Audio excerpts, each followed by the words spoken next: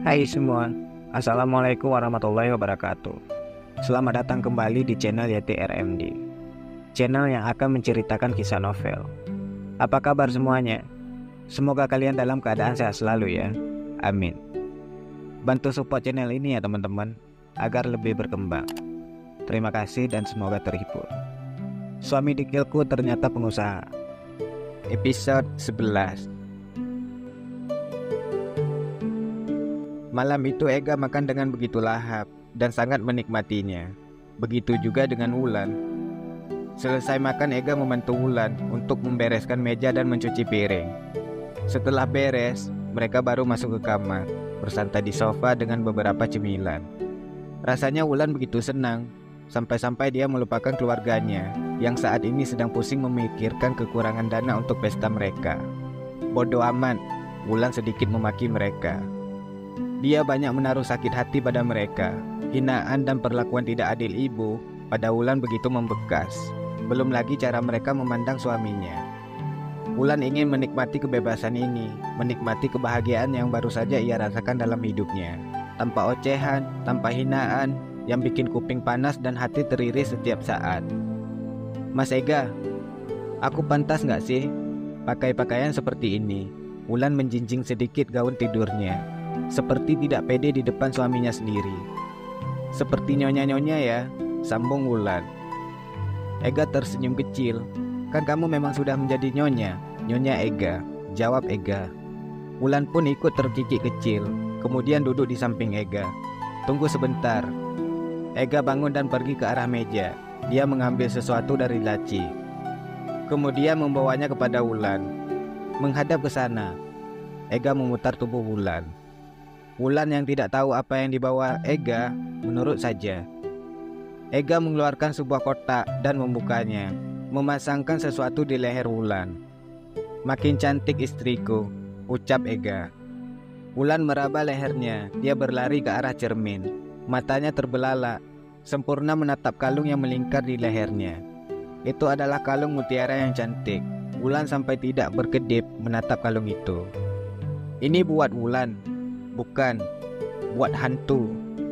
Mas, Wulan merengek sambil mendekati kembali. Dipasang di situ artinya apa? Ega malah bertanya. Ya siapa tahu cuma uji coba. Ega tertawa kecil, menarik tangan Wulan dengan lembut. Kalung ini adalah barang limited edition, mahal banget. Masa untuk uji coba istriku? Enak saja, untuk kamu lah sayang. Aku memesannya khusus untuk kamu. Ega mencium pipi Wulan. Wajah Wulan memerah, antara malu dan tersanjung. Namun ketika Wulan membuka kotak perhiasan bekas kalung itu tadi, dia menemukan nota kalung. Dia tercengang dengan harga kalung itu. Ini seharga rumah ibu.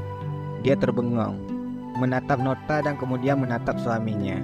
Ini barang limited edition, artinya barang ini langka. Harganya selangit. Jangan dipakai, disimpan saja mas. Wulan langsung menaruh kembali ke dalam kotak perhiasan yang masih tergeletak di atas meja. Kok dicopot? Aku membeli mahal-mahal untuk dipakai kamu Wulan, bukan untuk disimpan. Ega marah dengan kelakuan Wulan. Iya, tapi ini mahal banget mas. Nanti kalau rusak bagaimana? Sayang kan? Mending untuk tabungan masa depan mas. Wulan berlari kecil ke lemari dan menyimpan kotak itu di sana. Ega menghela nafas sambil menggelengkan kepala. Wanita lain begitu senang jika memakai kalung, apalagi kalung berlian seperti itu.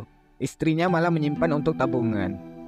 Masalah tabung menabung itu sudah urusan aku Wulan, jadi kamu tidak perlu memikirkan lagi. Dipakai ya, bujuk Ega. Nanti dipakai waktu ke pesta Dinda saja ya, jawab Wulan. Ega mengangguk saja. Biarlah, suka-suka Wulan saja. Mas Ega, kok punya uang sebanyak itu untuk membeli kalung mahal?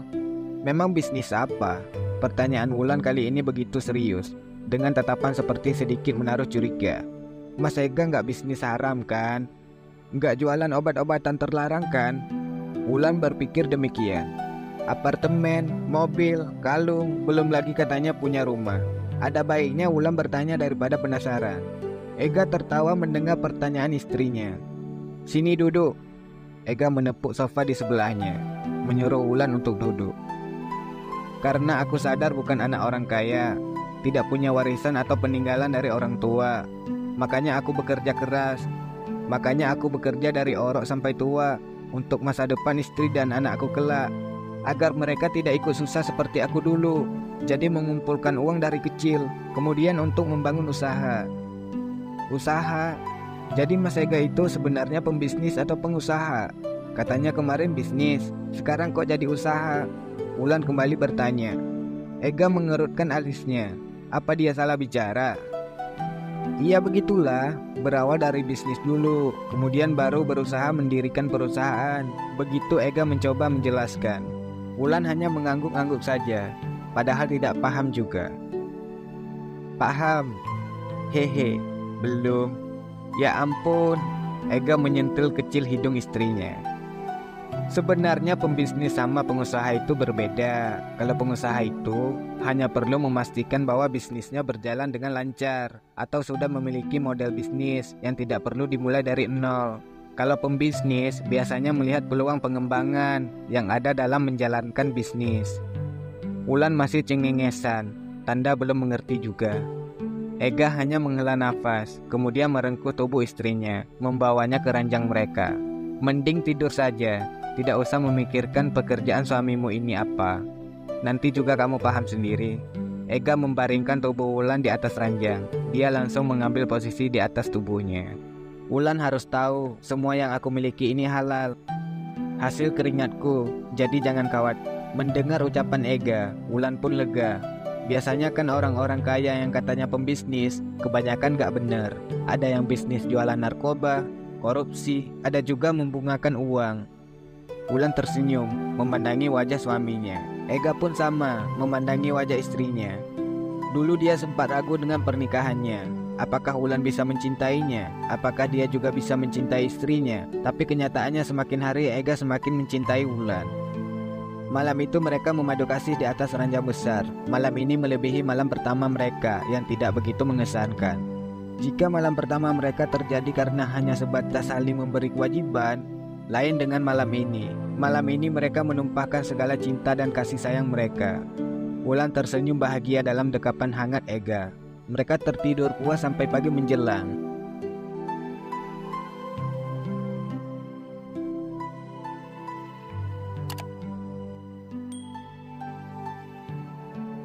Di rumah ibu, pagi-pagi ibu sudah menggedor kamar Fitri. Fit, bangun. Fitri tidak menyaut. Sebenarnya dia mendengar, tetapi malas untuk beranjak.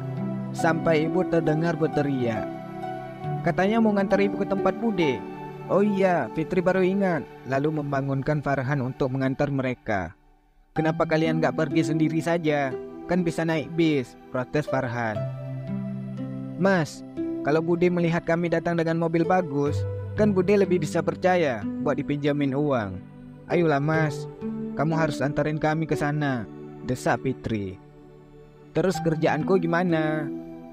Mas Farhan bisa telepon kantor, bilang kalau ada acara penting.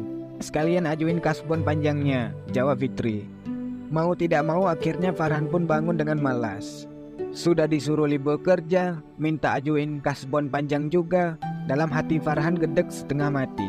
Kalau begini, siapa yang mau nikah, siapa yang repot?